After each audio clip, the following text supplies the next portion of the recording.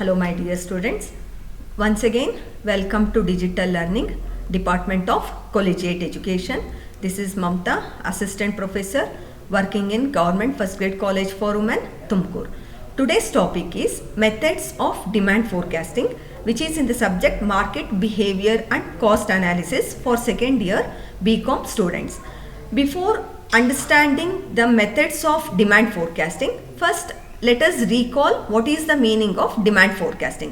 As the name suggests, forecasting of the future demand is called as demand forecasting. Demand forecasting, it refers to the expectation about the future course of market demand for a product. What may be the market demand in the future days for a particular product, it is called as the demand forecasting. And we can say demand forecasting is the very soul of every business. Every business has to forecast the future demand, then it has to take the decisions of how much it has to produce. And also there are so many risks and uncertainties in the business, and the business has to analyze the uncertainties or risk which may arise in the future, and it has to take the decisions. ಒಂದು business ಅಂತ ಅಂದಮೇಲೆ ಎಷ್ಟೊಂದು ಅನ್ಸರ್ಟೈನಿಟೀಸ್ ಅಥವಾ risk ಅನ್ನೋದು ಇದ್ದೇ ಇರುತ್ತೆ. ಹಂಗಾಗಿ ಯಾವ ಬಿಸ್ನೆಸ್ ಸಕ್ಸಸ್ ಆಗುತ್ತೆ ಅಂದರೆ ಫ್ಯೂಚರ್ನಲ್ಲಿ ಯಾವ ಪ್ರಾಬ್ಲಮ್ಸ್ ಬರ್ಬೋದು, ಏನು ರಿಸ್ಕ್ ಅರೈಸ್ ಆಗ್ಬೋದು ಅಂದ್ಬಿಟ್ಟು ಫಸ್ಟೇ ಇವ್ರು ರೆಡಿ ಇದ್ದರೆ ಅಥವಾ ಅದನ್ನು ಫಸ್ಟೇ ಊಹೆ ಮಾಡಿ ಇವರು ಆ ಪ್ರಾಬ್ಲಮ್ಗೆ ರೆಡಿ ಇದ್ದಾರೆ ಅಂತ ಅಂದರೆ ಅಂಥ ಬಿಸ್ನೆಸ್ಸು ಸಕ್ಸಸ್ ಆಗೋವಂಥ ಚಾನ್ಸಸ್ಸು ಜಾಸ್ತಿ ಇರುತ್ತೆ ಅಂತ ಹೇಳ್ಬೋದು. ಈಗ ನಾವು ಹೇಳಿದ್ವಿ ಫ್ಯೂಚರ್ ಡೇಸ್ನಲ್ಲಿ ಎಷ್ಟು ಡಿಮ್ಯಾಂಡ್ ಆಗ್ಬೋದು, ಈ ಪರ್ಟಿಕ್ಯುಲರ್ ಇಯರ್ನಲ್ಲಿ ಎಷ್ಟು ಡಿಮ್ಯಾಂಡ್ ಆಗ್ಬೋದು, ಪರ್ಟಿಕ್ಯುಲರ್ ಇನ್ 5 ಇಯರ್ಸಲ್ಲಿ ನಮ್ಮ ಪ್ರಾಡಕ್ಟ್ಗೆ ಎಷ್ಟು ಡಿಮ್ಯಾಂಡ್ ಅರೈಸ್ ಆಗ್ಬೋದು ಅಂತ ಅಂದ್ಬಿಟ್ಟು ಎಸ್ಟಿಮೇಟ್ ಮಾಡಬೇಕು ಅಂದರೆ ಅದಕ್ಕೆ ಎಷ್ಟೊಂದು ಮೆಥಡ್ಸ್ ಇದೆ. ಯಾವ ರೀತಿ ಎಸ್ಟಿಮೇಟ್ ಮಾಡೋದು, ನಾವು ಕೂತ್ಕೊಂಡು ಸುಮ್ಮನೆ ಅನಲೈಸ್ ಮಾಡಿದ್ರೆ ಸಾಧ್ಯ ಆಗಲ್ಲ. ಈ ಥರ ಡಿಮ್ಯಾಂಡ್ನ ಫೋರ್ಕಾಸ್ಟ್ ಮಾಡೋದಕ್ಕೆ ಅಂತ ಅಂದ್ಬಿಟ್ಟು ಎಷ್ಟೊಂದು ಮೆಥಡ್ಸ್ ಇದೆ. ಈ ಎಲ್ಲ ಮೆಥಡ್ಸಿಂದ ಆ ಒಂದು ಪರ್ಟಿಕ್ಯುಲರ್ ಬಿಸ್ನೆಸ್ಗೆ ಯಾವ ಮೆಥಡ್ ಸೂಟಬಲ್ ಆಗುತ್ತೋ ಆ ಪರ್ಟಿಕ್ಯುಲರ್ ಮೆಥಡ್ನ ಯೂಸ್ ಮಾಡಿಕೊಂಡು ಅವ್ರು ಫೋರ್ಕಾಸ್ಟ್ ಮಾಡಿದ್ರೆ ಅವಾಗ ಅಲ್ಲಿ ಕರೆಕ್ಟಾಗಿ ಫೋರ್ಕಾಸ್ಟ್ ಮಾಡಿ ಅದ್ರ ಪ್ರಕಾರವಾಗಿ ಡಿಸಿಷನ್ಸ್ ತೊಗೊಂಡ್ರೆ ಅಲ್ಲಿ ಸಕ್ಸಸ್ ಆಗುವಂಥ ಚಾನ್ಸಸ್ಸು ಜಾಸ್ತಿ ಇರುತ್ತೆ ಅಂತ ಅಂದ್ಬಿಟ್ಟು ಹೇಳ್ಬೋದು. ಈಗ ನಾವು ಒಂದೊಂದೇ ಮೆಥಡ್ನ ನೋಡ್ತಾ ಹೋಗೋಣ, ಯಾವ ಮೆಥಡ್ಸಿಂದ ನಾವು ಡಿಮ್ಯಾಂಡ್ನ ಫೋರ್ಕಾಸ್ಟ್ ಮಾಡ್ಬೋದು ಅಂತ ಅಂದ್ಬಿಟ್ಟು. ಈ methods or techniques of demand ಫೋರ್ಕಾಸ್ಟಿಂಗ್ನಲ್ಲಿ ನಮಗೆ ಫಸ್ಟು 3 ಟೈಪ್ಸ್ ಆಗಿ ಡಿವೈಡ್ ಮಾಡ್ತೀವಿ. ಒಂದು ಸರ್ವೆ ಮೆಥಡ್ ಅಂತ, ಇನ್ನೊಂದು ಸ್ಟ್ಯಾಟಿಸ್ಟಿಕಲ್ ಮೆಥಡ್ ಅಂತ, ಇನ್ನೊಂದು ಅದರ್ ಸ್ಟ್ಯಾಟಿಸ್ಟಿಕಲ್ ಮೆಥಡ್ಸ್ ಅಂತ ಅಂದ್ಬಿಟ್ಟು 3 ಟೈಪ್ಸ್ ಆಗಿ ಡಿವೈಡ್ ಮಾಡ್ತೀವಿ. ಈಗ ಫಸ್ಟ್ ನಾವು ಸರ್ವೆ ಮೆಥಡ್ಸಲ್ಲಿ ಯಾವ ರೀತಿ ಸರ್ವೆ ಮೆಥಡ್ಸಲ್ಲಿ ಮತ್ತೆ ನಾವು ಕ್ಲಾಸಿಫೈ ಮಾಡ್ತೀವಿ. Expert opinion method, consumer survey method, complete enumeration survey method, sample survey method ಮತ್ತು ಎಂಡ್ ಯೂಸ್ ಮೆಥಡ್ ಅಂತ ಅಂದ್ಬಿಟ್ಟು ಇದಿಷ್ಟು ಮೆಥಡ್ಸನ್ನು ಸರ್ವೆ ಮೆಥಡ್ಸಲ್ಲಿ ಬರುತ್ತೆ. ಸರ್ವೆ ಮೆಥಡ್ಸ್ನಲ್ಲಿ ಏನೇನು ಪಾಯಿಂಟ್ ಇದೆ ಅಂತ ಅಂದ್ಬಿಟ್ಟು ಇದನ್ನೆಲ್ಲ ನೆಕ್ಸ್ಟ್ ಸ್ಲೈಡ್ಸ್ನಲ್ಲಿ ನಾನು ಎಕ್ಸ್ಪ್ಲೈನ್ ಮಾಡ್ತಾ ಹೋಗ್ತೀನಿ. ನೆಕ್ಸ್ಟ್ ಡೆಲ್ಫಿ ಮೆಥಡ್ ಅಂತ ಒಂದು ಮೆಥಡ್ ಇದೆ, ಕನ್ಸ್ಯೂಮರ್ ಕ್ಲಿನಿಕ್ಸ್ ಮೆಥಡ್ ಅಂತ ಇದೆ. ನೆಕ್ಸ್ಟ್ ಸ್ಟ್ಯಾಟಿಸ್ಟಿಕಲ್ ಮೆಥಡಲ್ಲಿ trend projection method, least square method, moving average method. Statistical ಮೆಥಡಲ್ಲಿ ಮತ್ತೆ 3 ಥರ ನಾವು ಡಿವೈಡ್ ಮಾಡ್ತೀವಿ. ಫಸ್ಟು ಅದರಲ್ಲಿ ಟ್ರೆಂಡ್ ಪ್ರೊಜೆಕ್ಷನ್ ಮೆಥಡ್ ಅಂತ ಬರುತ್ತೆ. ಟ್ರೆಂಡ್ ಪ್ರೊಜೆಕ್ಷನಲ್ಲಿ ಮತ್ತೆ ನಾವು 2 ಥರ ಕ್ಲಾಸಿಫೈ ಮಾಡ್ತೀವಿ. ಒಂದು ಲೀಸ್ಟ್ ಸ್ಕ್ವೇರ್ ಮೆಥಡ್, ಇನ್ನೊಂದು ಮೂವಿಂಗ್ ಆವರೇಜ್ ಮೆಥಡ್ ಅಂತ. ನೆಕ್ಸ್ಟು ಎಕನಾಮಿಕ್ ಇಂಡಿಕೇಟರ್ಸ್ ಅಂತ ಅಂದ್ಬಿಟ್ಟು ಒಂದು ಮೆಥಡ್ ಬರುತ್ತೆ. ನೆಕ್ಸ್ಟ್ ಅದರ್ ಸ್ಟ್ಯಾಟಿಸ್ಟಿಕಲ್ ಮೆಥಡಲ್ಲಿ ನಾವು ಮತ್ತೆ 2 ಥರ ಕ್ಲಾಸಿಫೈ ಮಾಡ್ಬೋದು, ಅಂದರೆ ಎಕ್ಸ್ಪೋನೆನ್ಷಿಯಲ್ ಸ್ಮೂತಿಂಗ್ ಮತ್ತು ಸೈಮಲ್ಟೇನಿಯಸ್ ಈಕ್ವೇಷನ್ ಮೆಥಡ್ ಅಂತ ಅಂದ್ಬಿಟ್ಟು ಮತ್ತೆ 2 ಥರ ನಾವು ಕ್ಲಾಸಿಫೈ ಮಾಡ್ಬೋದು. ಈಗ ಈ ಎಲ್ಲ ಮೆಥಡ್ಸ್ನು 1 by 1 ಅರ್ಥ ಮಾಡ್ಕೊಳ್ತಾ ಹೋಗೋಣ. ಅದರಲ್ಲಿ first survey methods of demand forecasting. Survey method of demand forecasting ಅಂದರೆ ಸರ್ವೆ ಅಂದರೆ ನೀವೆಲ್ಲ ನೋಡಿರ್ತೀರ, ಎಲೆಕ್ಷನ್ಗೆ ಬಂದಾಗ ನಿಮ್ಮ ಮನೇಲಿ ಎಷ್ಟು ಜನ ಇದ್ದಾರೆ, 18 ವರ್ಷ ಆದವ್ರು ಎಷ್ಟು ಜನ ಇದ್ದಾರೆ ಅಂತ ಅಂದ್ಬಿಟ್ಟು ಎಲೆಕ್ಷನ್ ಪರ್ಪಸ್ಗೂ ಕೆಲವೊಂದು ಸತಿ ಸರ್ವೆ ಮಾಡೋದಕ್ಕೆ ಅಂತ ಬರ್ತಾರೆ. ಎಜುಕೇಷನ್ ವಿಷಯವಾಗೂ ಎಷ್ಟೊಂದು ಸತಿ ಸರ್ವೆ ಎಲ್ಲನೂ ಮಾಡ್ತಾ ಇರ್ತಾರೆ. ಅಥವಾ ಎಷ್ಟು ಜನ ಓದಿರೋರು ಇದ್ದಾರೆ, ಅಥವಾ ಎಷ್ಟು ಜನ ಡಿಗ್ರಿ ಕಂಪ್ಲೀಟ್ ಆಗಿರೋರು ಇದ್ದಾರೆ, ಅಥವಾ ಎಷ್ಟು ಜನ ಬಿಲೋ 5 ಇಯರ್ಸ್ನವ್ರು ಇದ್ದಾರೆ ಅಂತ ಅಂದ್ಬಿಟ್ಟು ನಾವೆಲ್ಲ ಈ ಥರ ಸರ್ವೆ ಮಾಡ್ತಾರೆ ಅನ್ನೋದನ್ನೆಲ್ಲ ಕೇಳಿದ್ದೀವಿ. ಇಲ್ಲಿ survey method of demand forecasting ಅಂದರೆ ಇಲ್ಲಿ ಕಸ್ಟಮರ್ಸ್ನಾಗಿರ್ಬೋದು ಅಥವಾ ಎಕ್ಸ್ಪರ್ಟ್ಸ್ನಾಗಿರ್ಬೋದು ಅವ್ರನ್ನೆಲ್ಲ ಡೈರೆಕ್ಟಾಗಿ ಹೋಗಿ ಇಂಟರ್ವ್ಯೂ ಆದರೂ ಮಾಡ್ಬೋದು, ಅಥವಾ ಅವ್ರಿಗೆ ಕ್ವಶನೈರ್ಸ್ನ ರೆಡಿ ಮಾಡಿ ಅವ್ರಿಗೆ ಕಳಿಸಿ ಅಥವಾ ಮೇಲ್ ಮಾಡಿ ಅದರಿಂದ ಇನ್ಫಾರ್ಮೇಷನ್ ಆದರೂ ತೊಗೊಳ್ಬೋದು. ಒಟ್ಟಿನಲ್ಲಿ ಈ ಥರ ಯಾರು ಡಿಸೈರ್ಡ್ ಕಸ್ಟಮರ್ಸ್ ಇರ್ತಾರೋ, ಡಿಸೈರ್ಡ್ ಇನ್ಫಾರ್ಮೇಷನ್ ಯಾವ ಯಾರ ಹತ್ರ ಇರುತ್ತೋ ಅವರಿಂದ ನಾವು ಇನ್ಫಾರ್ಮೇಷನ್ನ ಕಲೆಕ್ಟ್ ಮಾಡುವಂಥ ಒಂದು ಮೆಥಡ್ಗೆ ಏನು ಹೇಳ್ತೀವಿ, survey method of demand forecasting ಅಂತ ಹೇಳ್ತೀವಿ. ಏನು survey method of demand forecasting ಅಂದರೆ, it is the method of gathering the data, that is collecting the data by asking the questions to the people who are thought to have desired information. ಯಾರ ಹತ್ರ information ಇರುತ್ತೋ ನಾವು ಅವ್ರನ್ನೇ survey ಮಾಡಿದ್ರೆ ಅಷ್ಟೇ ನಮ್ಗೆ ಬೇಕಾಗಿರೋಂಥ information ಸಿಗೋದಕ್ಕೆ ಸಾಧ್ಯ. ಫಾರ್ ಎಕ್ಸಾಂಪಲ್, ನಾವಿವಾಗ ವರ್ಕಿಂಗ್ ವುಮೆನ್ನ ಸರ್ವೆ ಮಾಡ್ತಾ ಇದ್ದೀವಿ ಅಂದರೆ ವರ್ಕಿಂಗ್ ವುಮೆನ್ ಹತ್ರನೇ ಡೇಟಾನ ಕಲೆಕ್ಟ್ ಮಾಡಬೇಕು. ಎಂಪ್ಲಾಯೀಸ್ ಸ್ಯಾಟಿಸ್ಫ್ಯಾಕ್ಷನ್ ಬಗ್ಗೆ ನಾವು ಸರ್ವೆ ಮಾಡ್ತಾ ಇದ್ದೀವಿ ಅಂದರೆ ಆ ಪರ್ಟಿಕ್ಯುಲರ್ ಎಂಪ್ಲಾಯೀಸ್ ಹತ್ರನೇ ನಾವು ಹೋಗಿ ಇನ್ಫಾರ್ಮೇಷನ್ನ ಕಲೆಕ್ಟ್ ಮಾಡಬೇಕು. ಫಾರ್ ಎಕ್ಸಾಂಪಲ್, ಯಾವುದೋ ಬ್ಯಾಂಕ್ ಕಸ್ಟಮರ್ಸ್, SBI ಕಸ್ಟಮರ್ಸ್ದು ಸ್ಯಾಟಿಸ್ಫ್ಯಾಕ್ಷನ್ ಏನಿದೆ ಆ ಬ್ಯಾಂಕ್ ಬಗ್ಗೆ ಅಂದ್ಬಿಟ್ಟು ಸರ್ವೆ ಮಾಡಬೇಕು ಅಂತಂದರೆ ಆ SBI ಕಸ್ಟಮರ್ಸ್ ಹತ್ರಕ್ಕೆ ನಾವು ಹೋಗಿ ಸರ್ವೆ ಮಾಡಬೇಕಾಗತ್ತೆ, ಅವ್ರ ಹತ್ರನೇ ಹೋಗಿ ಇನ್ಫಾರ್ಮೇಷನ್ನ ಗ್ಯಾದರ್ ಮಾಡ್ಕೊಳ್ಬೇಕಾಗತ್ತೆ.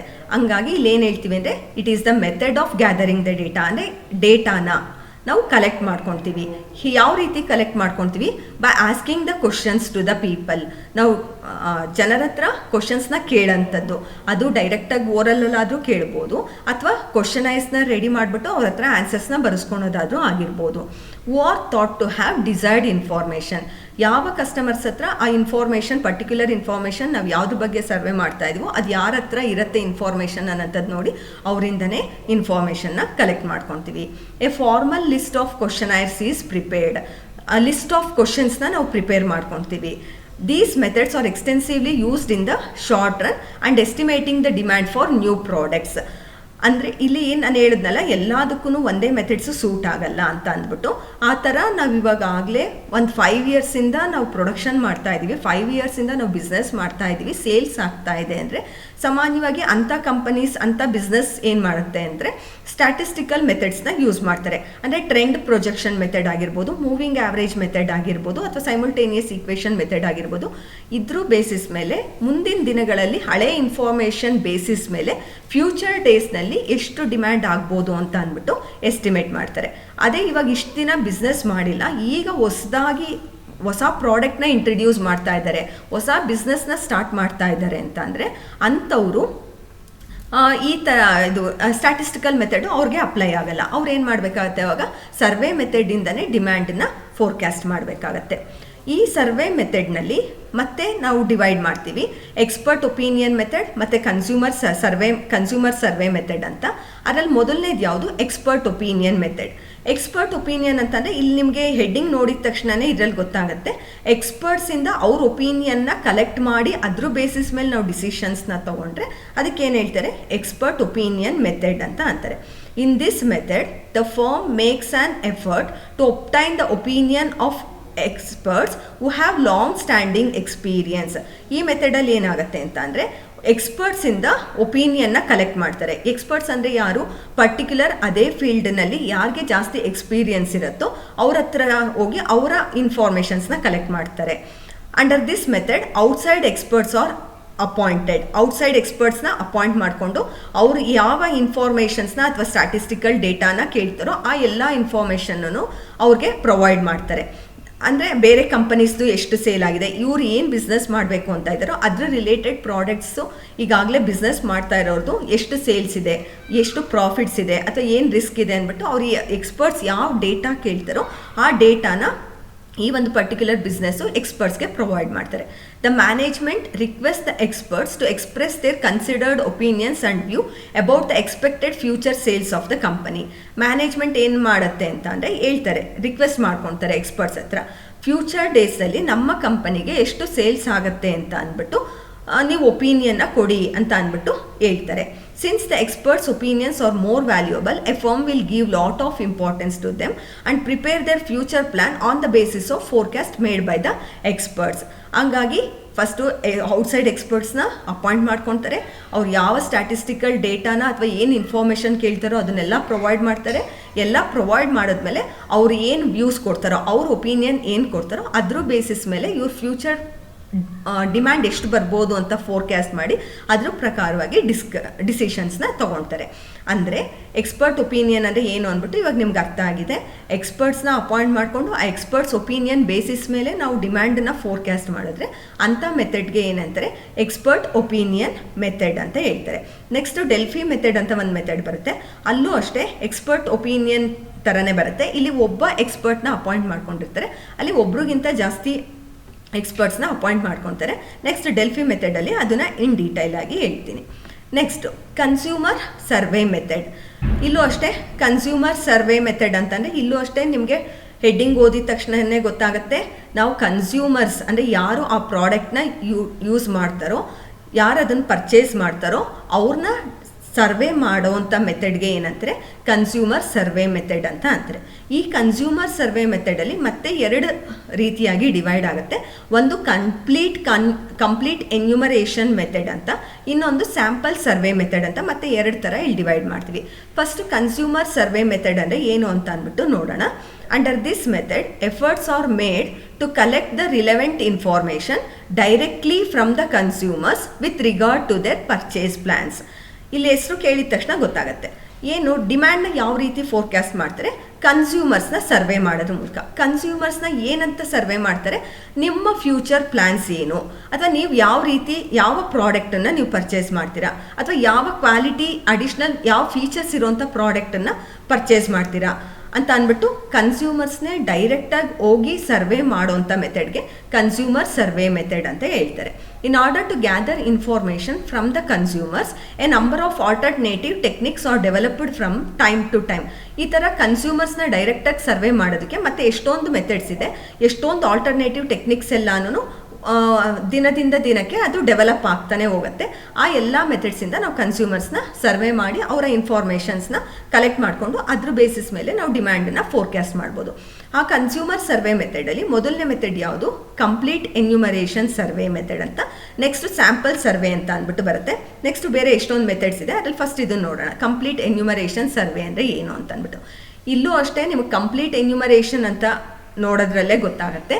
ಅಂದರೆ ಏನು ಕಸ್ಟಮರ್ಸ್ ಇದ್ದಾರೋ ಅಷ್ಟೂ ಜನ ಕಸ್ಟಮರ್ಸು. ಅಂದರೆ ಫಾರ್ ಎಕ್ಸಾಂಪಲ್ ಒಂದು ಪರ್ಟಿಕ್ಯುಲರ್ ಲೊಕ್ಯಾಲಿಟಿ ಇರುತ್ತೆ, ನಾವಿವಾಗ ಲೋಕಲ್ ಲೆವೆಲಲ್ಲಿ ಒಂದು ಪ್ರಾಡಕ್ಟ್ಸ್ನ ಸೇಲ್ ಮಾಡ್ತಾ ಇದ್ವಿ. ಫಾರ್ ಎಕ್ಸಾಂಪಲ್ ನಮ್ಮದು ಎಲ್ಲಿ ಸೇಲ್ ಮಾಡ್ತಾ ಇದ್ದ ಒಂದು ಪರ್ಟಿಕ್ಯುಲರ್ ತುಂಬ ಹಳ್ಳಿ ಅಥವಾ ತುಂಬ ವಿಲೇಜ್ ಅಂತ ಅಸ್ಯೂಮ್ ಮಾಡ್ಕೊಳ್ಳೋಣ. ಆ ಒಂದು ಪರ್ಟಿಕ್ಯುಲರ್ ವಿಲೇಜ್ನಲ್ಲಿ ಫಾರ್ ಎಕ್ಸಾಂಪಲ್ ಒಂದು 500 ಮೆಂಬರ್ಸ್ ಇದ್ದಾರೆ ಅಂತ ಅಂದ್ಕೊಳ್ಳೋಣ. ಆ 500 ಮೆಂಬರ್ಸ್ ಇದ್ದಾರೆ, ಅದರಲ್ಲಿ ನಮ್ಮ ಪ್ರಾಡಕ್ಟ್ ಪರ್ಚೇಸ್ ಮಾಡೋಂಥವ್ರು ಒಂದು 200 ಮೆಂಬರ್ಸ್ ಇದ್ದಾರೆ ಅಂತ ಅಂದರೆ ಡೈರೆಕ್ಟಾಗಿ ಹೋಗಿ 200 ಮೆಂಬರ್ಸ್ನೂ ಸರ್ವೆ ಮಾಡಿಬಿಟ್ಟು ನಾವು ಅದ್ರ ಪ್ರಕಾರವಾಗಿ ಡಿಸಿಷನ್ಸ್ನ ತೊಗೊಂಡು ಡಿಮ್ಯಾಂಡನ್ನು ಫೋರ್ಕ್ಯಾಸ್ಟ್ ಮಾಡಿದ್ರೆ ಅದಕ್ಕೆ ಕಂಪ್ಲೀಟ್ ಎನ್ಯುಮರೇಷನ್ ಸರ್ವೆ ಮೆಥಡ್ ಅಂತ ಅಂದ್ಬಿಟ್ಟು ಹೇಳ್ತಾರೆ. ಅಂದರೆ ಇಲ್ಲೇನಾಗುತ್ತೆ ಅಂದರೆ all the potential customers are interviewed in a particular city or region.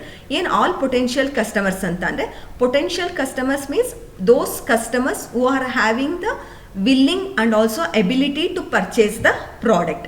ಯಾವ ಕಸ್ಟಮರ್ಸ್ಗೆ ವಿಲ್ಲಿಂಗೂ ಇರಬೇಕು, ತೊಗೊಳ್ಬೇಕು ಅನ್ನೋಂಥ ಮನಸ್ಸು ಇರಬೇಕು, ಜೊತೆಗೆ ಅದಕ್ಕೆ ಎಬಿಲಿಟಿನೂ ಇರಬೇಕು, ಅಂದರೆ ಅದನ್ನು ತೊಗೊಳೋಷ್ಟು ಶಕ್ತಿನೂ ಇರಬೇಕು. ಫಾರ್ ಎಕ್ಸಾಂಪಲ್ ನನಗೂ ವಿಲ್ಲಿಂಗ್ ಇದೆ ಆ್ಯಪಲ್ ಐಫೋನ್ ತೊಗೊಳ್ಬೇಕು ಅಂತ, ಅದಕ್ಕೆ 1 ಲಕ್ಷ ಪೇ ಮಾಡೋಷ್ಟು ಎಬಿಲಿಟಿನೂ ಇರಬೇಕು. 1 ಲಕ್ಷ ಪೇ ಮಾಡೋ ಎಬಿಲಿಟಿನೂ ಇತ್ತು, ಮತ್ತು ನನಗೆ ಆ್ಯಪಲ್ ಫೋನ್ನ ಪರ್ಚೇಸ್ ಮಾಡಬೇಕು ಅನ್ನೋಂಥ ಮನಸ್ಸು ಇತ್ತು ಅಂದರೆ ಅವ್ರಿಗೇನಂತಾರೆ ಪೊಟೆನ್ಷಿಯಲ್ ಕಸ್ಟಮರ್ಸ್ ಅಂತ ಅಂತಾರೆ. ಆ ಥರ ಯಾರು ಆ ಥರ ಎಬಿಲಿಟಿ ವಿಲ್ಲಿಂಗ್ನೆಸ್ ಎರಡೂ ಇರುತ್ತೋ ಅಂಥ ಕಸ್ಟಮರ್ಸ್ನ ಆ ಒಂದು ಪರ್ಟಿಕ್ಯುಲರ್ ಸಿಟಿ ಅಥವಾ ರೀಜನ್ನಲ್ಲಿ ಸರ್ವೆ ಮಾಡ್ತಾರೆ. ಅಂದರೆ ಆಲ್ ಪೊಟೆನ್ಷಿಯಲ್ ಕಸ್ಟಮರ್ಸ್, ಇದು ತುಂಬ ಇಂಪಾರ್ಟೆಂಟ್ ಪಾಯಿಂಟು. ಎಲ್ಲ ಕಸ್ಟಮರ್ಸ್ದು ಹೋಗಿ ಇಂಟರ್ವ್ಯೂ ಮಾಡ್ತಾರೆ. The answers of the consumers are aggregated to obtain the most probable demand for a product. ಇಲ್ಲಿ ಎಲ್ಲ ಕಸ್ಟಮರ್ಸ್ನು ಸರ್ವೆ ಮಾಡ್ತಾರೆ. ಇದರಿಂದ ಮ್ಯಾನೇಜ್ಮೆಂಟ್ಗೆ ಒಂದು ಐಡಿಯಾ ಬರುತ್ತೆ ಎಷ್ಟು ಜನ ಪರ್ಚೇಸ್ ಮಾಡ್ಬೋದು ಅಂತ ಅಂದ್ಬಿಟ್ಟು. ಆದರೆ ಈ ಮೆಥಡ್ನ ಲಾರ್ಜ್ ಸ್ಕೇಲ್ನಲ್ಲಿ ಬಿಸ್ನೆಸ್ ಮಾಡೋರು ಈ ಮೆಥಡ್ನ ಅಪ್ಲೈ ಮಾಡೋಕ್ಕೆ ಸಾಧ್ಯನಾ? ಖಂಡಿತ ಇಲ್ಲ. ಈ ಕಂಪ್ಲೀಟ್ ಎನ್ಯುಮರೇಷನ್ ಅಂದರೆ ಎಷ್ಟು ಜನ ಪರ್ಚೇಸ್ ಮಾಡ್ತಾರೋ ಅಷ್ಟು ಜನನು ಹೋಗಿ ಸರ್ವೆ ಮಾಡಿದ್ರೆ ಅದು ಕಂಪ್ಲೀಟ್ ಎನ್ಯುಮರೇಷನ್ ಸರ್ವೆ ಆಗುತ್ತೆ.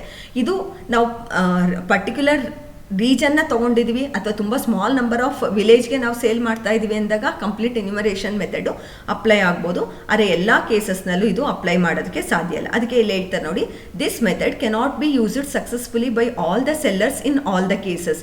ಎಲ್ಲ ಕೇಸಸ್ಸಲ್ಲೂ ಎಲ್ಲ ಸೆಲ್ಲರ್ಸೂ ಕಂಪ್ಲೀಟ್ ಎನ್ಯುಮರೇಷನ್ ಮೆಥಡಿಂದ ನಾವು ಇನ್ಫಾರ್ಮೇಷನ್ನ ಕಲೆಕ್ಟ್ ಮಾಡೋದಕ್ಕೆ ಸಾಧ್ಯ ಇಲ್ಲ. This method can be employed to only those products whose customers are concentrated in a small region or locality. ಯಾರಿಗೆ ಈ ಮೆಥಡ್ ಅಪ್ಲೈ ಆಗುತ್ತೆ ಅಂದರೆ ಯಾರ ಕಸ್ಟಮರ್ಸು ಒಂದು ಪರ್ಟಿಕ್ಯುಲರ್ ಲೊಕ್ಯಾಲಿಟಿ ಅಥವಾ ರೀಜನಲ್ಲಿ ಲೊಕೇಟ್ ಆಗಿರ್ತಾರೋ ಅಂಥದ್ದು ಕಡೆಗೆ ಮಾತ್ರ ಈ ಕಂಪ್ಲೀಟ್ ಎನ್ಯುಮರೇಷನ್ ಅನ್ನೋದು ಅಪ್ಲೈ ಆಗುತ್ತೆ. In case consumers are widely dispersed, this method may not be physically adapted or it proves very costly both in terms of time and money. ಎಲ್ಲಿ ಒಂದೇ ಲೊಕ್ಯಾಲಿಟಿನಲ್ಲಿ ಇರಲ್ಲ, ಇಡೀ ಆಲ್ ಓವರ್ ಇಂಡಿಯಾ ಪೂರ್ತಿ ನಮ್ಮ customers ಇದ್ದಾರೆ ಅಂದರೆ ಎಲ್ಲರ ಹತ್ರಕ್ಕೂ ಹೋಗಿ ಇನ್ಫಾರ್ಮೇಷನ್ಸ್ನ ನಾವು ಕಲೆಕ್ಟ್ ಮಾಡ್ಕೊಳೋದಕ್ಕೆ ಸಾಧ್ಯ ಇಲ್ಲ. ಇದರಿಂದ ಟೈಮು ಜಾಸ್ತಿ ಆಗುತ್ತೆ ಮತ್ತು ಎಕ್ಸ್ಪೆಂಡಿಚರೂ ಜಾಸ್ತಿ ಆಗುತ್ತೆ. ಅದಕ್ಕೋಸ್ಕರ ಈ ಮೆಥಡು ಎಲ್ಲ ಸೆಲ್ಲರ್ಸ್ಗೂ ಅಥವಾ ಜಾಸ್ತಿ ಜನ ಎಲ್ಲ ಕಡೆ ವೈಡ್ಲಿ ಡಿಸ್ಪರ್ಸ್ ಆಗಿರೋಂಥ ಕಸ್ಟಮರ್ಸ್ ಇರೋವಂಥ ಪ್ರಾಡಕ್ಟ್ಗೆ ಈ ಮೆಥಡು ಅಪ್ಲೈ ಆಗಲ್ಲ ಅಂತಲೇ ಹೇಳ್ಬೋದು. And also it is very complex in nature. ಇದು ತುಂಬ ಕಷ್ಟ ಅಂತಲೂ ಹೇಳ್ಬೋದು. ಎಲ್ಲರನ್ನೂ ನಾವು ಹೋಗಿ ಸರ್ವೆ ಮಾಡೋದಕ್ಕೆ ರಿಯಾಲಿಟಿನಲ್ಲಿ ಇಟ್ ಈಸ್ ಇಂಪಾಸಿಬಲ್ ಅಂತಲೇ ಹೇಳ್ಬೋದು, ಜಾಸ್ತಿ ಜನ ಕಸ್ಟಮರ್ಸ್ ಇದ್ದ ಕಡೆ. ಹಂಗಾಗಿ this is one of the method in the survey method. And next one is sample survey method. Sample survey method ಇಲ್ಲೂ ಅಷ್ಟೇ ನಿಮಗೆ ಸ್ಯಾಂಪಲ್ ಸರ್ವೆ ಅಂತ ಅಂದಿದ ತಕ್ಷಣ ಅಲ್ಲಿ ಗೊತ್ತಾಗುತ್ತೆ. ನಾವು ಇಲ್ಲಿ ಸ್ಯಾಂಪಲ್ ಸರ್ವೆನಲ್ಲಿ ಏನಾಗುತ್ತೆ ಅಂದರೆ ಕಂಪ್ಲೀಟ್ ಎನ್ಯುಮರೇಷನಲ್ಲಿ ಎಷ್ಟು ಜನ ಇರ್ತಾರೋ ಕಸ್ಟಮರ್ಸು, ಪೊಟೆನ್ಷಿಯಲ್ ಕಸ್ಟಮರ್ಸು ಅಷ್ಟು ಜನನೂ ಸರ್ವೆ ಮಾಡ್ತೀವಿ. ಆದರೆ ಇಲ್ಲಿ ಸ್ಯಾಂಪಲ್ ಸರ್ವೆ ಮೆಥಡಲ್ಲಿ ಎಲ್ಲರನ್ನೂ ನಾವು ಸರ್ವೆ ಮಾಡೋಕ್ಕೆ ಹೋಗಲ್ಲ. ನಾವು 1000 ಜನನ ನಮ್ಮ ಪೊಟೆನ್ಷಿಯಲ್ ಕಸ್ಟಮರ್ಸ್ ಇದ್ದಾರೆ ಅಂದರೆ ಅದರಲ್ಲಿ ನಾವು ಸ್ಯಾಂಪಲ್ ಸೈಜ್ 50 ಅಂತ ತೊಗೊಳೋದಾದ್ರೆ 50 ಮೆಂಬರ್ಸ್ನ ಮಾತ್ರ ನಾವು ಇಲ್ಲಿ ತೊಗೊಂಡಿರ್ತೀವಿ. Experience of the expert shows that it is impossible to approach all the customers and as such careful sampling of representative customers is essential ಅಂತ ಅಂದ್ಬಿಟ್ಟು ಹೇಳ್ತಾರೆ. ಅಂದರೆ ಎಕ್ಸ್ಪರ್ಟ್ಸ್ ಹೇಳೋದ್ರ ಪ್ರಕಾರನೂ ಅಷ್ಟೇ ಕಂಪ್ಲೀಟ್ ಎನ್ಯುಮರೇಷನ್ ಮೆಥಡ್ಗಿಂತ ಕೇರ್ಫುಲ್ಲಾಗಿ ನಾವು ಸ್ಯಾಂಪ್ಲಿಂಗ್ ಮೆಥಡ್ನ ಕರೆಕ್ಟಾಗಿ ಮಾಡಿದ್ವಿ ಅಂದರೆ ಅದರಿಂದನೇ ನಮಗೆ ಕರೆಕ್ಟಾಗಿರುವಂಥ ಇನ್ಫಾರ್ಮೇಷನು ಸಿಗತ್ತೆ ಅಂತ ಅಂದ್ಬಿಟ್ಟು ಹೇಳ್ಬೋದು. Under this method only a few potential customers and users are selected from the relevant market through some sampling method are interviewed or surveyed ಅಂತ ಅಂದರೆ ಇಲ್ಲಿ ನಾವೇನು ಮಾಡ್ತೀವಿ ಅಂದರೆ ಜಸ್ಟ್ ಸ್ವಲ್ಪ ಜನ ಪೊಟೆನ್ಷಿಯಲ್ ಕಸ್ಟಮರ್ಸ್ನ ಮಾತ್ರ ನಾವು ಸರ್ವೆ ಮಾಡ್ತೀವಿ. ಸರ್ವೆ ಮಾಡಿ ಅದ್ರ ಬೇಸಿಸ್ ಮೇಲೆ ನಾವು ಡಿಸಿಷನ್ಸ್ನ ತೊಗೊಳ್ತೀವಿ. The selection of few customers is known as sampling ಅಂತ ಅಂತೀವಿ. ಅಂದರೆ ಟೋಟಲ್ ಎಷ್ಟು ಜನ ಕಸ್ಟಮರ್ಸ್ ಇರ್ತಾರೋ ಅದಕ್ಕೆ ಪಾಪ್ಯುಲೇಷನ್ ಅಂತ ಅಂತೀವಿ. ಅದರಲ್ಲಿ ನಾವು ಎಷ್ಟು ಸ್ಯಾಂಪಲ್ ಸೈಜ್ ಅಂತ ತೊಗೊಂಡಿರ್ತೀವೋ ಒಂದು 50 ಮೆಂಬರ್ಸ್ ಅಂತ ಸೆಲೆಕ್ಟ್ ಮಾಡ್ಕೊಳ್ಬೋದು, ಅಥವಾ 100 ಮೆಂಬರ್ಸ್ ಅಂತ ಸೆಲೆಕ್ಟ್ ಮಾಡ್ಕೊಳ್ಬೋದು, ಅಥವಾ 200 ಮೆಂಬರ್ಸ್ ಅಂತ ಸೆಲೆಕ್ಟ್ ಮಾಡ್ಕೊಳ್ಬೋದು. ಈ ಥರ ಎಷ್ಟು ಜನ ಸೆಲೆಕ್ಟ್ ಮಾಡ್ಕೊಂಡಿದ್ದೀವೋ ಅದಕ್ಕೆ ಸ್ಯಾಂಪಲ್ ಅಥವಾ ಸ್ಯಾಂಪಲ್ ಸೈಜ್ ಅಂತ ಅಂದ್ಬಿಟ್ಟು ನಾವು ಹೇಳ್ತೀವಿ. ಯಾರು ಸ್ಯಾಂಪಲ್ನ ನಾವು ಕಲೆಕ್ಟ್ ಮಾಡ್ಕೊಂಡಿರ್ತೀವೋ ಆ ಕಸ್ಟಮರ್ಸ್ಗೆ ಡೈರೆಕ್ಟಾಗಿ ಅದು ಇಂಟರ್ವ್ಯೂ ಮಾಡ್ಬೋದು, ಕ್ವಶನರೀಸ್ನ ಮೇಲ್ ಅದು ಮಾಡಿ ಅವರಿಂದ ಇನ್ಫಾರ್ಮೇಷನ್ಸ್ನ ನಾವು ಕಲೆಕ್ಟ್ ಮಾಡ್ಕೊಳ್ಬೋದು. ಇಲ್ಲೂ ಅಷ್ಟೇ ನಾವು ಸ್ಯಾಂಪಲ್ನ ಸೆಲೆಕ್ಟ್ ಮಾಡ್ಕೊಳ್ಳುವಾಗ ಕೇರ್ಫುಲ್ಲಾಗಿರಬೇಕು. ಫಾರ್ ಎಕ್ಸಾಂಪಲ್, ಇವಾಗ ನಾವು ಒಂದು ಪರ್ಟಿಕ್ಯುಲರ್ ಲ್ಯಾಪ್ಟಾಪ್ ಮ್ಯಾನುಫ್ಯಾಕ್ಚರಿಂಗ್ ಕಂಪನಿ ಇರುತ್ತೆ.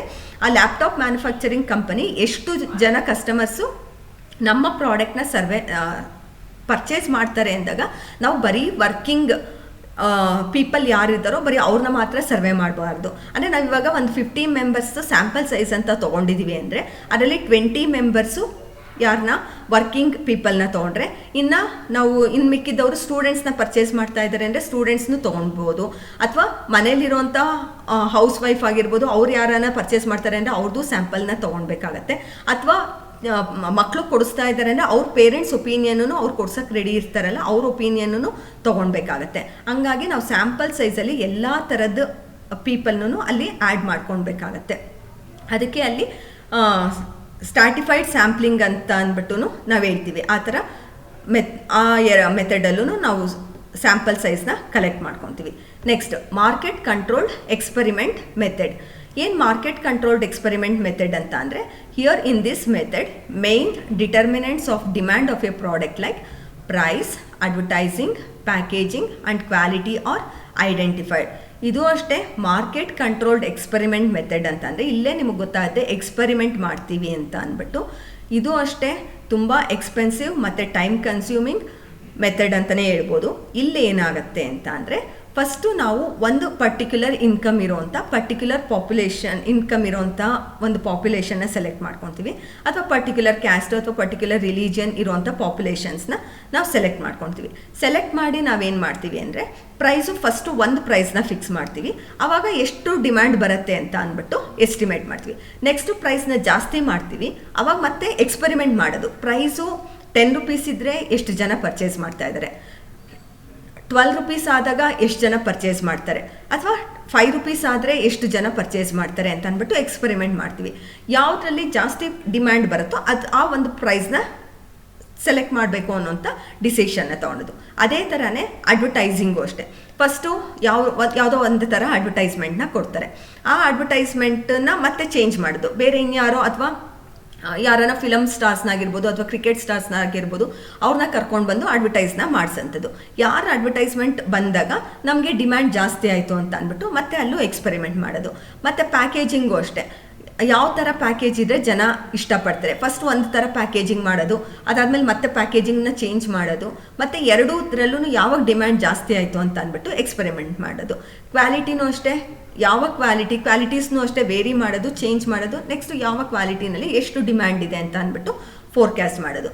ಇಲ್ಲಿ ಏನಾಗುತ್ತೆ ಅಂತ ಅಂದರೆ ಈ ಥರ ಫೋರ್ಕ್ಯಾಸ್ಟ್ ಮಾಡುವಾಗ ಹೋಮೋಜೀನಿಯಸ್ ಆಗಿರಬೇಕು. Market divisions must be homogeneous with regard to income. ಎಲ್ಲರದು ಒಂದೇ ಇನ್ಕಮ್ ಇದ್ದು, ಪಾಪ್ಯುಲೇಷನು ಸೇಮ್ ಇದ್ದು, caste, religion, sex, age, taste, preference ಎಲ್ಲ ಸೇಮ್ ಇತ್ತು ಅಂತ ಅಂದರೆ ಆ ಒಂದು ಪರ್ಟಿಕ್ಯುಲರ್ ಎನ್ವಿರಾನ್ಮೆಂಟಲ್ಲಿ ನಾವು ಈ ಥರ ಎಕ್ಸ್ಪೆರಿಮೆಂಟ್ ಮಾಡಬೇಕಾಗತ್ತೆ. But it is difficult to satisfy the conditions of homogeneity. ಎಲ್ಲರದು ಒಂದೇ ಇನ್ಕಮ್ ಇರಬೇಕು ಅಂತ ನಾವು ಎಕ್ಸ್ಪೆಕ್ಟ್ ಮಾಡೋಕ್ಕಾಗಲ್ಲ. ಹೈ ಇನ್ಕಮ್ ಇರೋಂಥವ್ರು ಪ್ರೈಸ್ ಜಾಸ್ತಿ ಆದರೂ ಅದೇ ಪ್ರಾಡಕ್ಟ್ನ ಪರ್ಚೇಸ್ ಮಾಡ್ತಾರೆ. ಅದೇ ಮಿಡ್ಲ್ ಇನ್ಕಮ್ ಇರೋಂಥವ್ರು ಪ್ರೈಸ್ ವೇರಿ ಆಗ್ತಿದ್ದಂಗೆ ಅವ್ರ ಡಿಮ್ಯಾಂಡೂ ವೇರಿ ಆಗುವಂಥ ಚಾನ್ಸಸ್ ಇರುತ್ತೆ. ಹಂಗಾಗಿ ಈ ಥರ ಇನ್ಕಮ್ ಎಲ್ಲ ಚೇಂಜ್ ಇದ್ದರೆ ಈ ಮೆಥಡು ಇಲ್ಲಿ ಅಪ್ಲೈ ಆಗಲ್ಲ. ಹಂಗಾಗಿ same income, same caste, religion, sex ಎಲ್ಲ ಈ ಥರದ್ದೇ ಸಿಚುಯೇಷನ್ ಹೋಮೋಜಿನಿಟಿ ಇರಬೇಕು ಅಂತಂದರೆ ಇದು ರಿಯಲ್ ಲೈಫಲ್ಲಿ ಅಪ್ಲೈ ಮಾಡೋಂಥದ್ದು ಕಷ್ಟ ಆಗುತ್ತೆ. ಇದು ಮಾರ್ಕೆಟ್ ಕಂಟ್ರೋಲ್ ಎಕ್ಸ್ಪೆರಿಮೆಂಟ್ ಮೆಥಡ್ ಅಂತ ಹೇಳ್ಬೋದು. Next, Delphi method. In the Delphi method, an attempt is made to arrive at a consensus of opinion. Participants are supplied to previous questions from others in the group by a leader. The leader provides each expert with opportunity to react to the information given by others, including reasons advanced without disclosing the source. ನೀವಿಲ್ಲಿ ಈ ಮೀನಿಂಗ್ನ ಓದಿದ್ರೆ ನಿಮ್ಗೆ ಅರ್ಥ ಮಾಡ್ಕೊಳೋದು ಕಷ್ಟ ಅಂತ ಅನಿಸುತ್ತೆ. ಆದರೆ ಡೆಲ್ಫಿ ಮೆಥಡ್ನ ನಿಮ್ಗೊಂದು ಎಕ್ಸಾಂಪಲ್ ಕೊಡೋದ್ರ ಮೂಲಕ ಹೇಳ್ತೀನಿ, ಅವಾಗ ನಿಮಗಿದು ತುಂಬ ಈಸಿಯಾಗಿ ಅರ್ಥ ಆಗುತ್ತೆ. ಇಲ್ಲಿ ಡೆಲ್ಫಿ ಮೆಥಡಲ್ಲಿ ನಾನು ಅಲ್ಲಿ ಹೇಳಿದೆ ಫಸ್ಟ್ ಹೇಳುವಾಗಲೇ ಎಕ್ಸ್ಪರ್ಟ್ ಒಪಿನಿಯನ್ ಮೆಥಡ್ ಅಂತ ಅಂದ್ಬಿಟ್ಟು. ಎಕ್ಸ್ಪರ್ಟ್ ಒಪಿನಿಯನ್ ಮೆಥಡಲ್ಲಿ ನಾವೇನು ಮಾಡ್ತೀವಿ ಅಂತಂದರೆ ಒಬ್ಬ ಎಕ್ಸ್ಪರ್ಟ್ಸನ್ನು ಅಪಾಯಿಂಟ್ ಮಾಡ್ಕೊಂಡಿರ್ತೀವಿ. ಫಾರ್ ಎಕ್ಸಾಂಪಲ್ ಎ ಅನ್ನೋಂಥ ಒಬ್ಬ ಎಕ್ಸ್ಪರ್ಟ್ ಅಂತ ಅಂದ್ಕೊಳ್ಳೋಣ. ಈಗ ಇಲ್ಲಿ ಡೆಲ್ಫಿ ಮೆಥಡಲ್ಲಿ ಏನಾಗುತ್ತೆ ಅಂದರೆ ನಾವಿಲ್ಲಿ 4 ರಿಂದ 5 ಜನ ಎಕ್ಸ್ಪರ್ಟ್ಸ್ನ ಅಪಾಯಿಂಟ್ ಮಾಡ್ಕೊಂಡಿರ್ತೀವಿ. ಈ 5 ಜನಕ್ಕೂ ಫಸ್ಟು ನಾವೇನು ಮಾಡ್ತೀವಿ, ನಿಮ್ಮ ಒಪಿನಿಯನ್ ಕೊಡಿ, ಏನು ಇನ್ಫಾರ್ಮೇಷನ್ಸ್ನ ಪ್ರೊವೈಡ್ ಮಾಡಿ ನಿಮ್ಮ ಒಪಿನಿಯನ್ಸ್ನ ಕೊಡಿ ಅಂತ ಅಂದ್ಬಿಟ್ಟು ಹೇಳ್ತಾರೆ. ಅವಾಗ ಏನು ಮಾಡ್ತಾರೆ, 5 ಜನನು 5 ಥರ ಒಪಿನಿಯನ್ನ ಕೊಟ್ಟಿರ್ತಾರೆ. ಈ ಥರದ್ದಕ್ಕೆ ಇಷ್ಟು ಫೋರ್ಕ್ಯಾಸ್ಟ್ ಆಗ್ಬೋದು, ಈ ಥರ ಸಿಚುಯೇಷನ್ಸ್ ಇದೆ, ಈ ಥರ ಸಿಚುಯೇಷನ್ಸ್ ಇರೋದ್ರಿಂದ ಇಷ್ಟು ಡಿಮ್ಯಾಂಡ್ ಬರುತ್ತೆ ಅಂತ ಅಂದ್ಬಿಟ್ಟು ಎಲ್ಲರೂ 5 ಜನನು 5 ಥರ ಒಪಿನಿಯನ್ನ ಕೊಟ್ಟಿರ್ತಾರೆ. ಆಮೇಲೆ ಏನು ಮಾಡ್ತಾರೆ ಅಂದರೆ 5 ಜನ ಯಾರು ಒಪಿನಿಯನ್ ಕೊಟ್ಟಿರ್ತಾರೋ ಅದನ್ನು ಇವ್ರೇನು ಮಾಡ್ತಾರೆ, ಒಬ್ಬರು ಕೊಟ್ಟಿದ್ದದನ್ನ ಇನ್ನೊಬ್ರು ಕೊಟ್ಟಿದ್ದನ್ನ ಮತ್ತೊಬ್ರಿಗೆ ಅಂತ ಅಂದ್ಬಿಟ್ಟು ಎಕ್ಸ್ಚೇಂಜ್ ಮಾಡ್ತಾರೆ ಒಪಿನಿಯನ್ಸ್ನ. ಅಂದರೆ ಏನು ಒಪಿನಿಯನ್ ಕೊಟ್ಟಿದ್ದಾರೆ ಅನ್ನೋದನ್ನ ಬಿಗೆ ಪಾಸ್ ಮಾಡ್ಬೋದು, ಅಥವಾ ಬಿ ಏನು ಒಪಿನಿಯನ್ ಕೊಟ್ಟಿದ್ದಾರೆ ಅನ್ನೋದನ್ನ ಇಗೆ ಪಾಸ್ ಮಾಡ್ತಾರೆ, ಏನು ಒಪಿನಿಯನ್ ಕೊಟ್ಟಿದ್ದಾರೆ ಅನ್ನೋದು ಸಿ, ಈ ಥರ ಏನು ಮಾಡ್ತಾರೆ ಎಕ್ಸ್ಚೇಂಜ್ ಮಾಡ್ತಾರೆ. ಎಕ್ಸ್ಚೇಂಜ್ ಮಾಡಿ ಇದನ್ನು ನೋಡಿ ಮತ್ತೆ ನೀವೊಂದು ಒಪಿನಿಯನ್ನ ಕೊಡಿ ಅಂತ ಅಂದ್ಬಿಟ್ಟು ಹೇಳ್ತಾರೆ. ಆವಾಗ ಏನು ಮಾಡ್ತಾರೆ, ಕೆಲವೊಂದು ಸತಿ ಅದು ನಿಜ ಅಂತ ಅನ್ನಿಸ್ಬೋದು. ಫಾರ್ ಎಕ್ಸಾಂಪಲ್ ಇವಾಗ ಏನಾಗಿರುತ್ತೆ ಅಂತ ಅಂದರೆ, ಇವಾಗ ನಾವು ಒಂದು ಎಕ್ಸಾಂಪಲ್ ಹೇಳಬೇಕು ಅಂತಂದರೆ ಫಸ್ಟ್ ನಮ್ಮನ್ನು ಕೇಳ್ತಾರೆ ಏನಂತ ಅಂದ್ಬಿಟ್ಟು 10th ಆಗಿದ ತಕ್ಷಣ ಯಾವ ಕೋರ್ಸ್ನ ಸೆಲೆಕ್ಟ್ ಮಾಡಿಕೊಂಡ್ರೆ ಒಳ್ಳೆಯದು ಅಂತ ಕೇಳ್ತಾರೆ. ಆ್ಯಸ್ ಯೂಶುವಲ್ ನಾವು ಕಾಮರ್ಸ್ ಲೆಕ್ಚರರ್ಸ್ ಆಗಿರೋದ್ರಿಂದ ಏನು ಹೇಳ್ತೀವಿ, ಕಾಮರ್ಸೇ ಬೆಸ್ಟ್ ಫೀಲ್ಡು, ಕಾಮರ್ಸಿಂದ ನಿಮಗೆ ಬೇಕಾದಷ್ಟು ಆಪರ್ಚುನಿಟಿ ಇದೆ, ನಿಮಗೆ ಎಷ್ಟೊಂದು ಕಡೆ ನಿಮ್ಗೆ ಅವಕಾಶಗಳಿದೆ, ಹಂಗಾಗಿ ಇದೆಲ್ಲ ಅವಕಾಶಗಳಿದೆ, ಹಂಗಾಗಿ ನೀವು ಕಾಮರ್ಸ್ ಸೇರಿ ಅಂತ ಹೇಳಿರ್ತಾರೆ. ಅದೇ ನೆಕ್ಸ್ಟ್ ಇನ್ನೊಬ್ಬರು ಎಕ್ಸ್ಪರ್ಟ್ ಇರ್ತಾರೆ, ಸೈನ್ಸ್ ಲೆಕ್ಚರರ್ ಅಥವಾ ಇನ್ಯಾರೋ ಇರ್ತಾರೆ, ಅವ್ರ ಹತ್ರ ಎಕ್ಸ್ಪರ್ಟ್ ಹತ್ರ ಏನು ಹೇಳ್ತಾರೆ, ಇಲ್ಲ ಈ ಥರ ಪರ್ಟಿಕ್ಯುಲರ್ ಇಂಟ್ರೆಸ್ಟ್ ಇದ್ದರೆ ಅಥವಾ ಇಷ್ಟು ನಾಲೆಜ್ ಇದ್ದರೆ ಅಥವಾ ನಿಮ್ಗೆ ಈ ಫೀಲ್ಡಲ್ಲಿ ಏನಾದರೂ ಇಂಟ್ರೆಸ್ಟ್ ಇದ್ದರೆ ನೀವೇನು ಮಾಡ್ತೀರಾ, ಸೈನ್ಸ್ಗೆ ಹೋಗ್ಬೋದು, ಇಲ್ಲೂ ಅವಕಾಶ ಇದೆ, ಇಂಜಿನಿಯರ್ಸ್ ಆಗ್ಬೋದು, ಡಾಕ್ಟರ್ಸ್ ಆಗ್ಬೋದು ಅಂತ ಅವರು ಹೇಳಿರ್ತಾರೆ. ಇನ್ನೊಬ್ರನ್ನ ಯಾರನ್ನಾರು ಕೇಳಿದ್ರೆ ಏನಂತಾರೆ, ಇಲ್ಲ ಆರ್ಟ್ಸ್ನ ಪ್ರಿಫರ್ ಮಾಡಿ ಅನ್ಬೋದು, ಇನ್ನೊಬ್ರನ್ನ ಕೇಳಿದ್ರೆ ಡಿಪ್ಲೊಮೋನ ಪ್ರಿಫರ್ ಮಾಡಿ ಅಂತ ಹೇಳಿರ್ತಾರೆ. ಈ 4 ಜನ ಹೇಳಿರೋಂಥ ಒಪಿನಿಯನು ಅವ್ರು ಅದಕ್ಕೆ ಒಂದೊಂದು ಎಕ್ಸ್ಪ್ಲೈನೇಷನು ಕೊಟ್ಟಿರ್ತಾರೆ, ಯಾಕೆ ಈ ಫೀಲ್ಡ್ಗೆ ಹೋಗಬೇಕು, ಯಾರು ಈ ಫೀಲ್ಡ್ಗೆ ಹೋಗಬೇಕು ಅಂತ. ಅದನ್ನೆಲ್ಲ ಏನು ಮಾಡ್ತಾರೆ, ಒಬ್ರು ಕೊಟ್ಟಿರೋಂಥ ಇನ್ಫಾರ್ಮೇಷನ್ನ ಇನ್ನೊಬ್ರಿಗೆ ಕೊಡ್ತಾರೆ.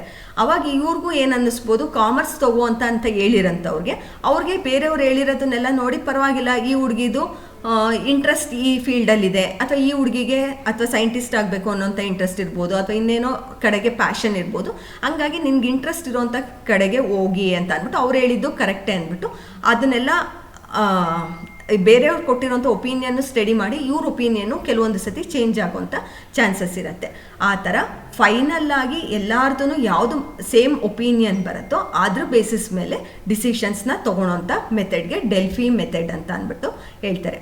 ಡೆಲ್ಫಿ ಮೆಥಡ್ ಅಂತ ಅಂದರೆ ಎಷ್ಟೊಂದು ಜನ ಎಕ್ಸ್ಪರ್ಟ್ಸ್ ಇರ್ತಾರೆ, ಅವ್ರಿಗೆಲ್ಲರಿಗೂ ಫಸ್ಟ್ ಒಂದು ರೌಂಡಲ್ಲಿ ನಿಮ್ಮ ಒಪಿನಿಯನ್ನ ಕೊಡಿ ಅಂತ ಅಂದ್ಬಿಟ್ಟು ಕೇಳ್ತಾರೆ.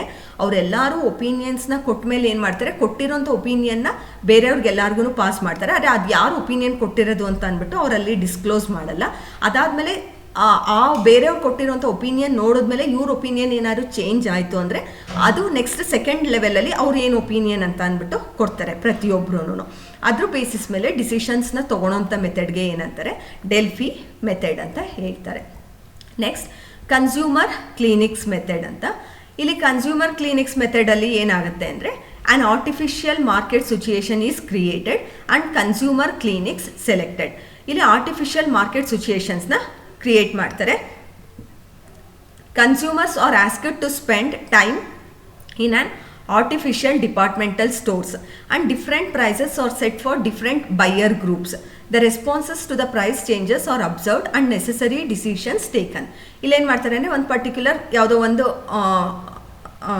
ರೀಟೈಲ್ ಸ್ಟೋರ್ ಅಂತ ಅಂದ್ಕೊಳ್ಳಿ. ಆ ಒಂದು ರೀಟೈಲ್ ಸ್ಟೋರ್ಗೆ ಏನು ಮಾಡ್ತಾರೆ, ಕನ್ಸ್ಯೂಮರ್ಸ್ನ ಅಲ್ಲಿ ಟೈಮ್ನ ಸ್ಪೆಂಡ್ ಮಾಡಿ ಅವರೇ ಇಷ್ಟು ದುಡ್ಡು ಅಂತ ಕೊಟ್ಬಿಟ್ಟು ಇಷ್ಟು ದುಡ್ಡಿಗೆ ಇಷ್ಟಿಷ್ಟು ಒಂದೊಂದು ಪ್ರಾಡಕ್ಟ್ಗೆ ಇಷ್ಟಿಷ್ಟು ಪ್ರೈಸಸ್ ಇದೆ ಅಂತ ಅಂದ್ಬಿಟ್ಟು ನೀವೇ ಸೆಲೆಕ್ಟ್ ಮಾಡ್ಕೊಳ್ಳಿ ಅಂತ ಅಂದ್ಬಿಟ್ಟು ಬಿಡ್ತಾರೆ. ಅವಾಗ ಏನು ಮಾಡ್ತಾರೆ, ಅವ್ರು ಯಾವ ಥರ ಪ್ರಾಡಕ್ಟ್ಸ್ನ ಸೆಲೆಕ್ಟ್ ಮಾಡ್ಕೊತಾರೆ ಅಂದ್ಬಿಟ್ಟು ಇವರಲ್ಲಿ ರೆಸ್ಪಾನ್ಸಸ್ನೆಲ್ಲ ತೊಗೊಳ್ತಾರೆ. ಅದಾದಮೇಲೆ ಆ ಪ್ರೈಸಸ್ನ ವೇರಿ ಮಾಡ್ತಾರೆ, ಅಂದರೆ ಜಾಸ್ತಿ ಮಾಡ್ತಾರೆ ಅಥವಾ ಕೆಲವೊಂದು ಸತಿ ಕಡಿಮೆ ಮಾಡ್ತಾರೆ. ಜಾಸ್ತಿ ಪ್ರೈಸ್ ಆದಾಗ ಯಾವ ಪ್ರಾಡಕ್ಟ್ನ ತೊಗೊಂಡ್ರು, ಕಡಿಮೆ ಪ್ರೈಸ್ ಆದಾಗ ಯಾವ ಪ್ರಾಡಕ್ಟ್ನ ತೊಗೊಂಡ್ರು ಅಂತ ಅಂದ್ಬಿಟ್ಟು ಅನಲೈಸ್ ಮಾಡೋವಂಥ ಒಂದು ಡಿಸಿಷನ್ಸ್ಗೆ ಕನ್ಸ್ಯೂಮರ್ ಕ್ಲಿನಿಕ್ಸ್ ಮೆಥಡ್ ಅಂತ ಅಂತಾರೆ. ಇದು ಅಷ್ಟೇ, ಕನ್ಸ್ಯೂಮರ್ ಕ್ಲಿನಿಕ್ ಮೆಥಡು ಅಷ್ಟೇ ತುಂಬ ಎಕ್ಸ್ಪೆನ್ಸಿವು ಆಗುತ್ತೆ, ಟೈಮ್ ಕನ್ಸ್ಯೂಮಿಂಗೂ ಆಗೋಂಥ ಚಾನ್ಸಸ್ಸು ಇರುತ್ತೆ.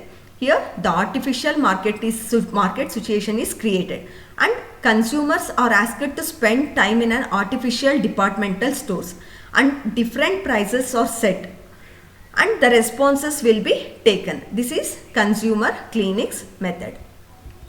And then end use method. Under this method, the sale of products are projected through a survey of end users. End users ಅಂತ ಅಂದರೆ ಒಂದೊಂದು ಪ್ರಾಡಕ್ಟ್ಗೆ ಒಬ್ಬರೇ ಯೂಸರ್ಸ್ ಇರ್ಬೋದು, ಆದರೆ ಕೆಲವೊಂದು ಪ್ರಾಡಕ್ಟ್ಗೆ ಎಷ್ಟೊಂದು ಜನ ಯೂಸರ್ಸ್ ಇರ್ತಾರೆ. ಎಕ್ಸಾಂಪಲ್ ಏನು ಅಂದರೆ, ಇವಾಗ ನಾವು ಐರನ್ ಆ್ಯಂಡ್ ಸ್ಟೀಲ್ ಇಂಡಸ್ಟ್ರಿ ಇದೆ ಅಂದರೆ, ಐರನ್ ಆ್ಯಂಡ್ ಸ್ಟೀಲ್ ಇಂಡಸ್ಟ್ರಿಗೆ ಯಾರು ಕಸ್ಟಮರ್ಸ್ ಆಗ್ತಾರೆ, ಯಾರು ಕನ್ಸ್ಯೂಮರ್ಸ್ ಆಗ್ತಾರೆ ಅಂದರೆ, ಐರನ್ ಆ್ಯಂಡ್ ಸ್ಟೀಲ್ ಅಂದರೆ ಸ್ಟೀಲ್ನ ಯಾರು ಪರ್ಚೇಸ್ ಮಾಡ್ತಾರೆ, agricultural industry, agricultural tools and ಇಂಪ್ಲಿಮೆಂಟ್ಸ್ನ ಮ್ಯಾನುಫ್ಯಾಕ್ಚರ್ ಮಾಡುವಂಥ ಇಂಡಸ್ಟ್ರಿಗೂ ಸ್ಟೀಲ್ ಬೇಕಾಗುತ್ತೆ. ಇಂಡಸ್ಟ್ರಿಯಲ್ ಮೆಷಿನರಿನ ಮ್ಯಾನುಫ್ಯಾಕ್ಚರ್ ಮಾಡುವಂಥ ಇಂಡಸ್ಟ್ರೀಸ್ಗೂ ಸ್ಟೀಲ್ ಅವಶ್ಯಕತೆ ಇದೆ. ನೆಕ್ಸ್ಟ್ ಫಾರ್ ಕನ್ಸ್ಟ್ರಕ್ಷನ್, ಕನ್ಸ್ಟ್ರಕ್ಷನ್ಗೋಸ್ಕರ ಅಂತ ಅಂದ್ಬಿಟ್ಟು ಕಬ್ಬಣನ ಯಾರು ಮ್ಯಾನುಫ್ಯಾಕ್ಚರ್ ಮಾಡ್ತಾ ಇರ್ತಾರೋ ಅವ್ರಿಗೂ ಸ್ಟೀಲ್ ಅವಶ್ಯಕತೆ ಇದೆ. ಅಂದರೆ ಅವ್ರೂ ಸ್ಟೀಲ್ನ ಎಂಡ್ ಯೂಸರ್ಸ್ ಅಂತಲೇ ಹೇಳ್ಬೋದು. ಟ್ರಾನ್ಸ್ಪೋರ್ಟೇಷನ್, ಫಾರ್ ಎಕ್ಸಾಂಪಲ್ ಬಸ್ ಆಗಿರ್ಬೋದು, ಟ್ರಕ್ ಆಗಿರ್ಬೋದು, ಲಾರೀಸ್ ಆಗಿರ್ಬೋದು, ಇವನ್ನ ಮ್ಯಾನುಫ್ಯಾಕ್ಚರ್ ಮಾಡೋವಂಥ ಇಂಡಸ್ಟ್ರೀಸ್ ಯಾವುದಿದೆಯೋ ಆ ಒಂದು ಇಂಡಸ್ಟ್ರೀಸ್ಗೂ ಏನು ಬೇಕಾಗುತ್ತೆ, ಸ್ಟೀಲ್ ಅನ್ನೋದು ಬೇಕೇ ಬೇಕಾಗುತ್ತೆ.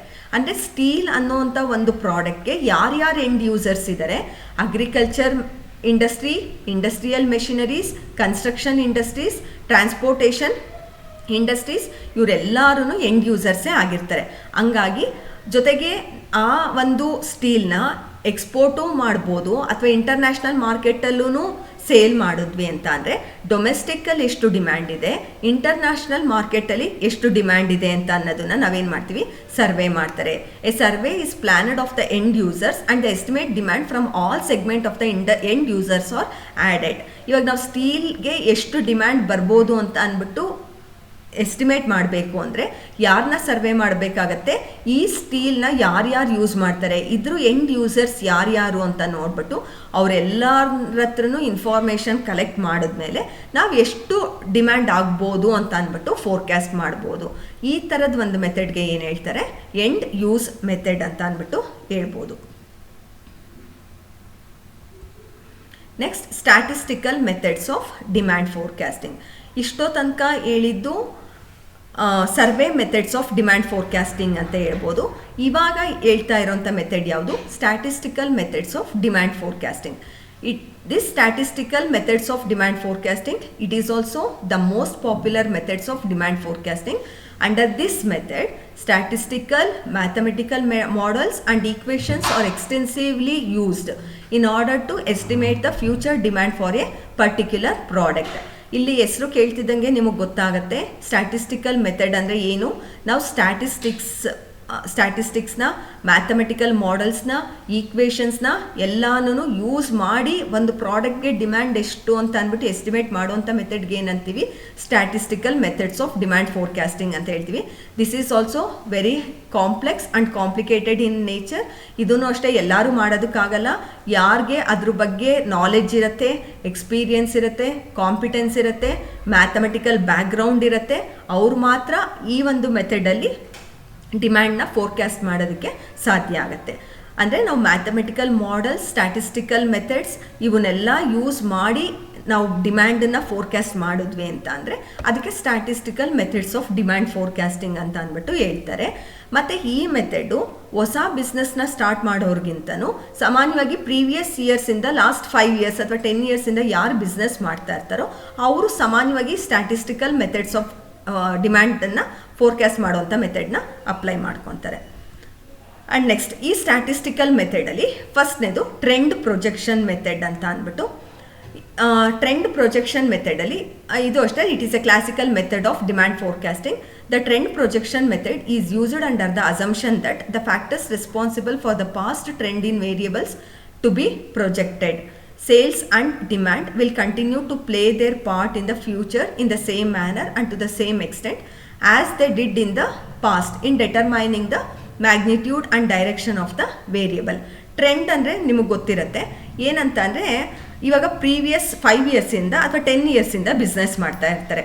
ಪ್ರೀವಿಯಸ್ 10 ಇಯರ್ಸಿಂದ ಬಿಸ್ನೆಸ್ ಮಾಡ್ತಾ ಇದ್ದಾಗ ಫಸ್ಟ್ ಇಯರ್ನಲ್ಲಿ ಎಷ್ಟಿತ್ತು ಸೇಲ್ಸ್, ಮತ್ತು ಸೆಕೆಂಡ್ ಇಯರ್ಗೆ ಸೇಲ್ಸ್ ಎಷ್ಟಾಗಿದೆ, ಥರ್ಡ್ ಇಯರ್ಗೆ ಎಷ್ಟು ಸೇಲ್ಸ್ ಆಗಿದೆ, ಜಾಸ್ತಿ ಆಗಿದೆಯಾ, ಅಥವಾ ಫೋರ್ತ್ ಇಯರ್ಗೆ ಏನಾದರೂ ಸೇಲ್ಸು ಕಡಿಮೆ ಆಗಿದೆಯಾ, ಅಥವಾ ಕಡಿಮೆ ಆಯಿತು ಅಂದರೆ ಅಲ್ಲಿ ಯಾವ ಸಿಚುಯೇಷನ್ ಅರೈಸ್ ಆಗಿದ್ದಕ್ಕೆ ಸೇಲ್ಸ್ ಕಡಿಮೆ ಆಯಿತು, 5th ಇಯರಲ್ಲಿ ಮತ್ತೆ ಜಾಸ್ತಿ ಆಯಿತಾ, 6th ಇಯರಲ್ಲಿ ಏನಾಯಿತು, 7th ಇಯರಲ್ಲಿ ಏನಾಯಿತು, ಆ ಥರ ಅಂದ್ಬಿಟ್ಟು ಹಿಂದಿನ ವರ್ಷದ ಟ್ರೆಂಡನ್ನು ಅನಲೈಸ್ ಮಾಡಿಕೊಂಡು ಅದ್ರ ಬೇಸಿಸ್ ಮೇಲೆ ಡಿಮ್ಯಾಂಡನ್ನು ಫೋರ್ಕ್ಯಾಸ್ಟ್ ಮಾಡಿದ್ರೆ, ಅಂದರೆ ಪ್ರೀವಿಯಸ್ 10 ಇಯರ್ಸ್ನಲ್ಲಿ ಯಾವ ರೀತಿ ಏನು ವೇರಿ ಆಗ್ತಾಯಿತ್ತು ಅದ್ರ ಬೇಸಿಸ್ ಮೇಲೆ ನೆಕ್ಸ್ಟ್ ಇಯರಲ್ಲಿ ಏನಾಗ್ಬೋದು, ಅಂದರೆ ಯಾವ ಥರ ಡಿಸಿಷನ್ಸ್ ತೊಗೊಂಡಿದ್ದಕ್ಕೆ ಸೇಲ್ಸ್ ಮೇಲೆ ಯಾವ ರೀತಿ ಎಫೆಕ್ಟ್ ಆಯಿತು ಅಂದ್ಬಿಟ್ಟು ಸ್ಟಡಿ ಮಾಡಿ ಅದ್ರ ಬೇಸಿಸ್ ಮೇಲೆ ನಾವು ಫ್ಯೂಚರ್ ಡೇಸ್ನಲ್ಲಿ ನೆಕ್ಸ್ಟ್ ಇಯರ್ನಲ್ಲಿ ಎಷ್ಟು ಸೇಲ್ಸ್ ಆಗ್ಬೋದು ಅಥವಾ ಎಷ್ಟು ಡಿಮ್ಯಾಂಡ್ ಅರೈಸ್ ಆಗ್ಬೋದು ಅಂತ ಅಂದ್ಬಿಟ್ಟು ಎಸ್ಟಿಮೇಟ್ ಮಾಡೋದಕ್ಕೆ ಟ್ರೆಂಡ್ ಪ್ರೊಜೆಕ್ಷನ್ ಮೆಥಡ್ ಅಂತ ಅಂತಾರೆ. ಅದರಲ್ಲಿ ಮೊದಲನೇದು ಲೀಸ್ಟ್ ಸ್ಕ್ವೇರ್ ಮೆಥಡ್ ಮತ್ತು ನೆಕ್ಸ್ಟು ಮೂವಿಂಗ್ ಆವ್ರೇಜ್ ಮೆಥಡ್ ಅಂತ.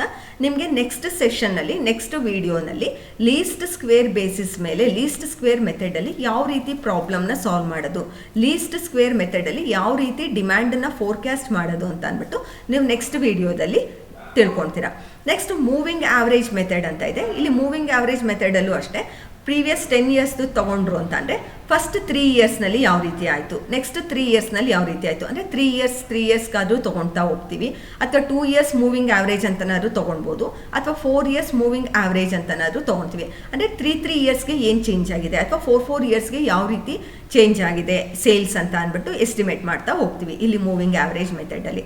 ಹಂಗಾಗಿ ಇಲ್ಲಿ ಟ್ರೆಂಡ್ ಪ್ರೊಜೆಕ್ಷನ್ ಮೆಥಡಲ್ಲಿ ಪ್ರೀವಿಯಸ್ ಇಯರ್ಸ್ ಇನ್ಫಾರ್ಮೇಷನ್ ಬೇಸಿಸ್ ಮೇಲೆ ಫ್ಯೂಚರ್ ಇಯರ್ದು ಡಿಮ್ಯಾಂಡನ್ನು ಫೋರ್ಕ್ಯಾಸ್ಟ್ ಮಾಡೋಂಥ ಮೆಥಡ್ಗೆ ಟ್ರೆಂಡ್ ಪ್ರೊಜೆಕ್ಷನ್ ಮೆಥಡ್ ಅಂತಾರೆ. ಇದರಲ್ಲಿ 2 ಮೆಥಡು, ಒಂದು ಲೀಸ್ಟ್ ಸ್ಕ್ವೇರ್ ಮೆಥಡ್ ಮತ್ತು ಇನ್ನೊಂದು ಮೂವಿಂಗ್ ಆವ್ರೇಜ್ ಮೆಥಡ್ ಅಂತ ಅಂದ್ಬಿಟ್ಟು.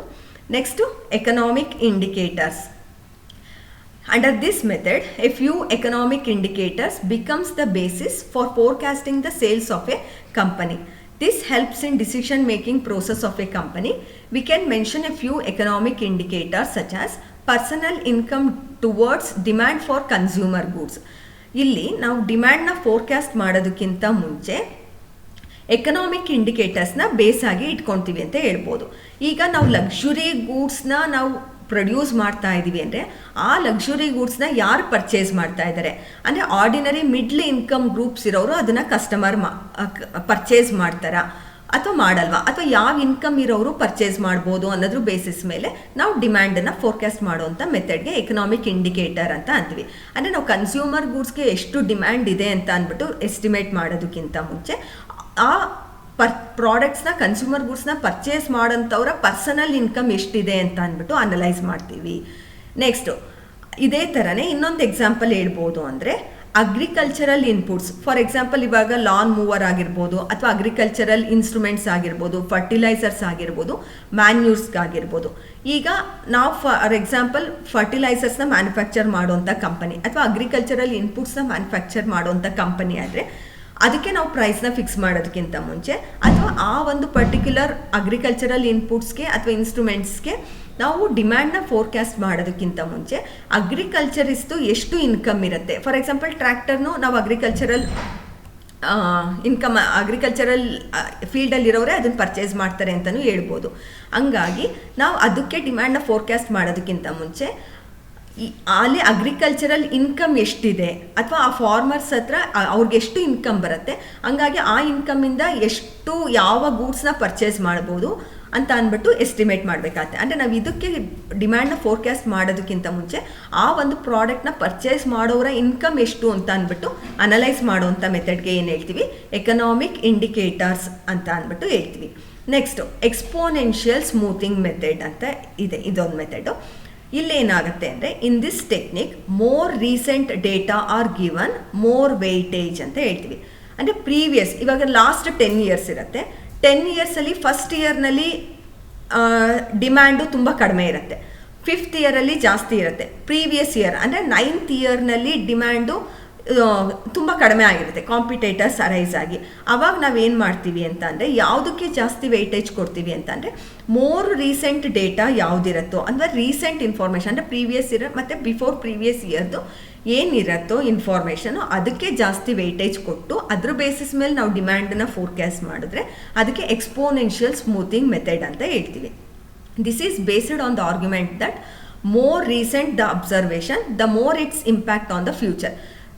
ಮೋರ್ ರೀಸೆಂಟ್ ಅಬ್ಸರ್ವೇಷನ್ಸ್ ಮೇಲೆ ನಾವು ಇಂಪಾರ್ಟೆನ್ಸ್ ಕೊಟ್ವಿ ಅಂದರೆ ನಾವು ಫ್ಯೂಚರ್ನಲ್ಲಿ ಕರೆಕ್ಟಾಗಿ ಡಿಮ್ಯಾಂಡನ್ನು ಫೋರ್ಕಾಸ್ಟ್ ಮಾಡ್ಬೋದು ಅನ್ನೋಂಥ ಆರ್ಗ್ಯುಮೆಂಟ್ ಇಲ್ಲಿ ಹೇಳ್ತಾರೆ.